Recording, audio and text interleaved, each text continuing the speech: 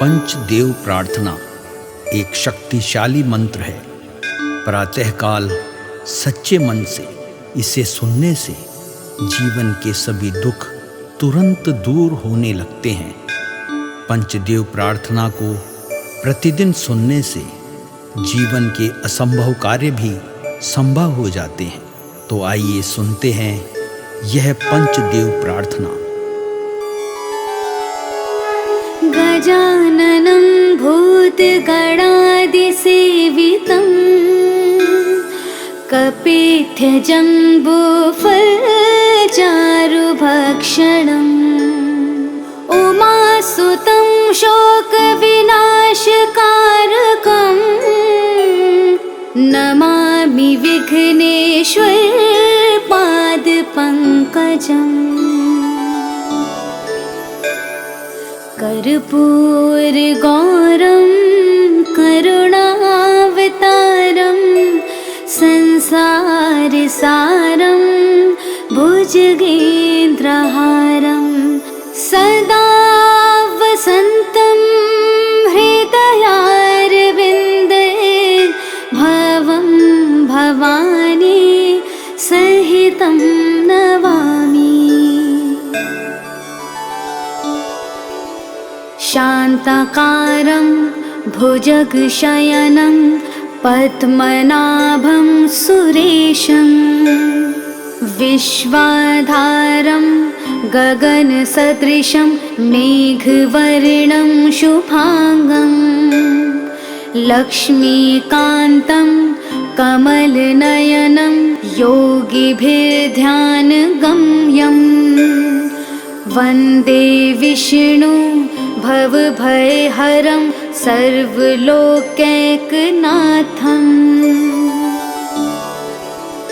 नीलाम्बुजश्यामलकोमलाङ्गं सीतासमारोपितवामभागं पाणो महासायकचारुचापं नमामि रामं रघुवंशनाथम्। मनोजवं मारुततुल्यवेगं जितेन्द्रियं बुद्धिमतां वरिष्ठं वातात्मजं वानुरयोधमुख्यं श्रीरामदूतं शरणं प्रपद्ये। करारविन्देन पादारविन्दं मुखारविन्दे विनिवेशयन्तं वटस्य पत्रस्य पुटेश्यानं बालं मुकुन्दं मनसा स्मरामि। या देवी सर्वभूतेषु शक्तिरूपेण संस्थिता नमस्तस्यै नमस्तस्यै नमस्तस्यै नमो नमः। नीलाञ्जनासमाभासं रविपुत्रं यमाग्रजं छायामार्तण्डसम्भुतं तं नमामि शनैश्चरम्। गजाननं भूतगणादिसेवितं कपित्थजम्बूफलचारुभक्षणम् उमासुतं शोकविनाशकारकं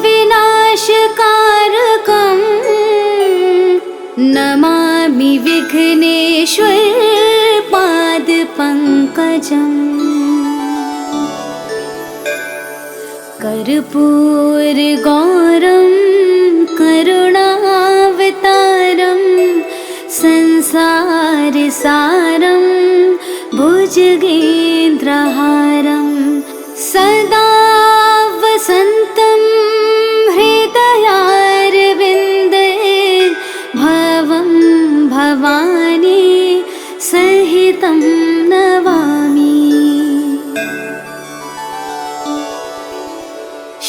शान्ताकारं भुजगशयनं पद्मनाभं सुरेशं विश्वाधारं गगनसदृशं मेघवर्णं शुभांगं लक्ष्मीकान्तं कमलनयनं योगिभिर्ध्यानगम्यं वन्दे विष्णु भवभयहरं सर्वलोकैकनाथम्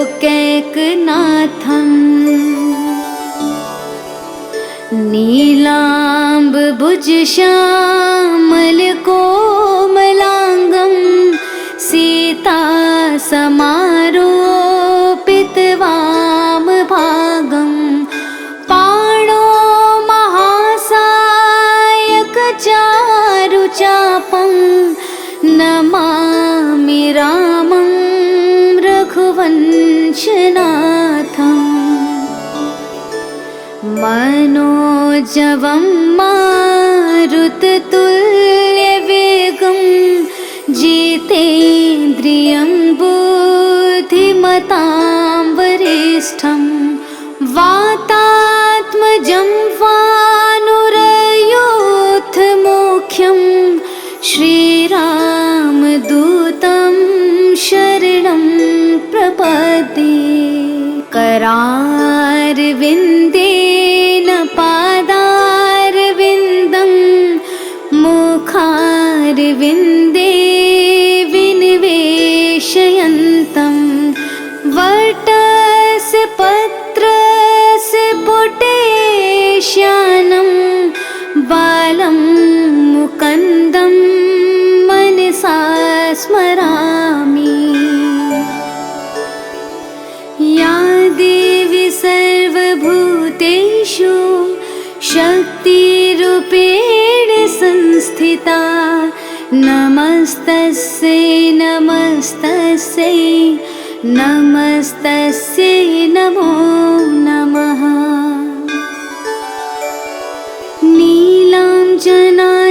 नीलाञ्जनासमाभासं रविपुत्रं यमाग्रजं छायामार्तण्डसम्भुतं तं नमामि शनैश्चरम् गजाननं भूतगणादिसेवितं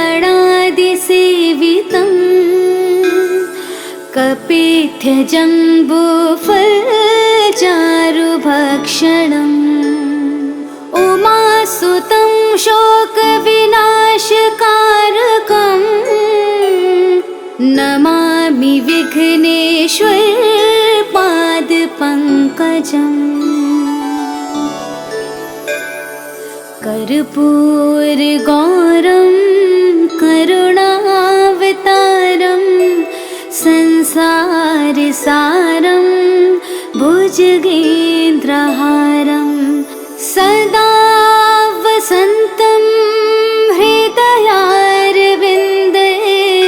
भवं भवानी सहितं नमामि।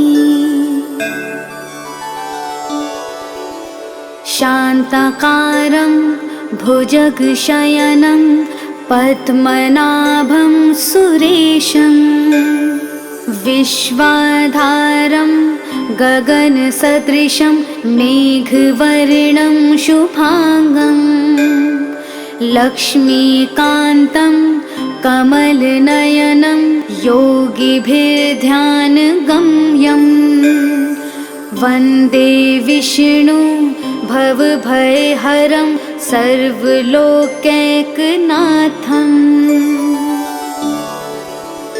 नीलाम्बुजश्यामलकोमलाङ्गं सीतासमारोपितवामभागं पाणो महासायकचारुचापं नमामि रामं रघुवंशनाथम् मनोजवं मारुततुल्यवेगं जितेन्द्रियं धीमतां वरिष्ठं वातात्मजं वानुरयोधमुख्यं श्रीरामदूतं शरणं प्रपद्ये। करारविन्देन पादारविन्दं मुखारविन्दे विनिवेशयन्तं वटस्य पत्रस्य पुटेश्यानं बालं मुकुन्दं मनसा स्मरामि। या देवी सर्वभूतेषु शक्तिरूपेण संस्थिता नमस्तस्यै नमस्तस्यै नमस्तस्यै नमो नमः।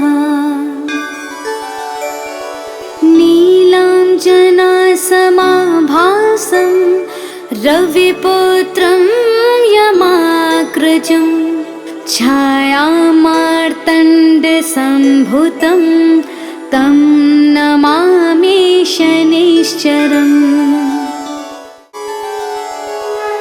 गजाननं भूतगणादिसेवितं कपित्थजम्बूफलचारुभक्षणम् उमासुतं शोकविनाशकारकं नमामि विघ्नेश्वर पादपङ्कजम्। कर्पूरगौरं करुणावतारं संसारसारं भुजगेन्द्रहारं सदा वसन्तं हृदयारविन्दे भवं भवानी सहितं नमामि। शान्ताकारं भुजगशयनं पद्मनाभं सुरेशं विश्वाधारं गगनसदृशं मेघवर्णं शुभांगं लक्ष्मीकान्तं कमलनयनं योगिभिर्ध्यानगम्यं वन्दे विष्णु भवभयहरं सर्वलोकैकनाथम्।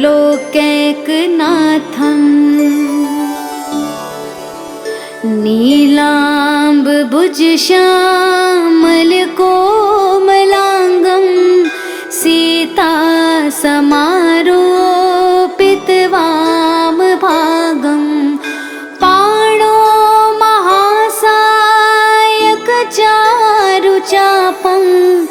नमामि रामं रघुवंशनाथम्। मनोजवं मारुततुल्यवेगं जितेन्द्रियं बुद्धिमतां वरिष्ठं वातात्मजं वानुरयोधमुख्यं श्रीरामदूतं शरणं प्रपद्ये। करारविन्देन पादारविन्दं मुखारविन्दे विनिवेशयन्तं वटस्य पत्रस्य पुटेश्यानं बालं मुकुन्दं मनसा स्मरामि। या देवी सर्वभूतेषु शक्तिरूपेण संस्थिता नमस्तस्यै नमस्तस्यै नमस्तस्यै नमो नमः। नीलाञ्जनासमाभासं रविपुत्रं यमाग्रजं छायामार्तण्डसम्भुतं तं नमामि शनैश्चरम्। गजाननं भूतगणादिसेवितं कपित्थजम्बूफलचारुभक्षणम्। उमासुतं शोकविनाशकारकं नमामि विघ्नेश्वरपादपङ्कजम्। कर्पूरगौरं करुणावतारं संसारसारं भुजगेन्द्रहारं सदा वसन्तं हृदयारविन्दे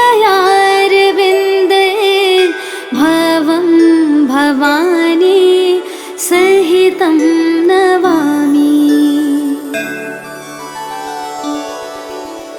शान्ताकारं भुजगशयनं पद्मनाभं सुरेशं विश्वाधारं गगनसदृशं मेघवर्णं शुभांगं लक्ष्मीकान्तं कमलनयनं योगिभिर्ध्यानगम्यं वन्दे विष्णु भवभयहरं सर्वलोकैकनाथम्।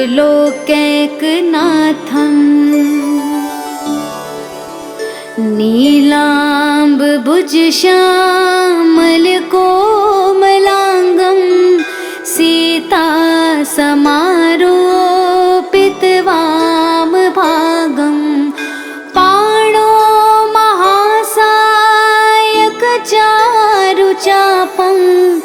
नमामि रामं रघुवंशनाथम्। मनोजवं मारुततुल्यवेगं जितेन्द्रियं बुद्धिमतां वरिष्ठं वातात्मजं वानुरयोधमुख्यं श्रीरामदूतं शरणं प्रपद्ये। करारविन्देन पादारविन्दं मुखारविन्दे विनिवेशयन्तं वटस्य पत्रस्य पुटेश्यानं बालं मुकुन्दं मनसा स्मरामि। या देवी सर्वभूतेषु शक्तिरूपेण संस्थिता नमस्तस्यै नमस्तस्यै नमस्तस्यै नमो नमः। नीलाञ्जनासमाभासं रविपुत्रं यमाग्रजं छायामार्तण्डसम्भुतं तं नमामि शनैश्चरम्। गजाननं भूतगणादिसेवितं कपित्थजम्बूफलचारुभक्षणम्। उमासुतं शोकविनाशकारकं नमामि विघ्नेश्वरपादपङ्कजम्। कर्पूरगौरं करुणावतारं संसारसारं भुजगेन्द्रहारं सदा वसन्तं हृदयारविन्दे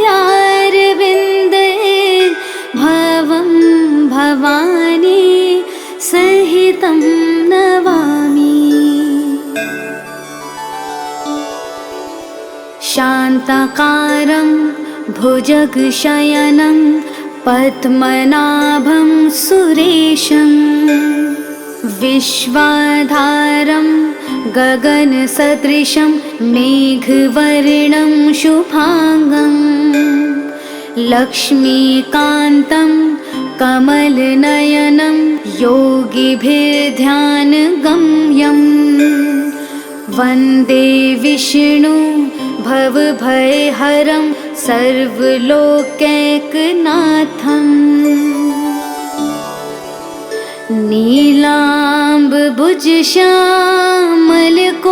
नीलाम्बुजश्यामलकोमलाङ्गं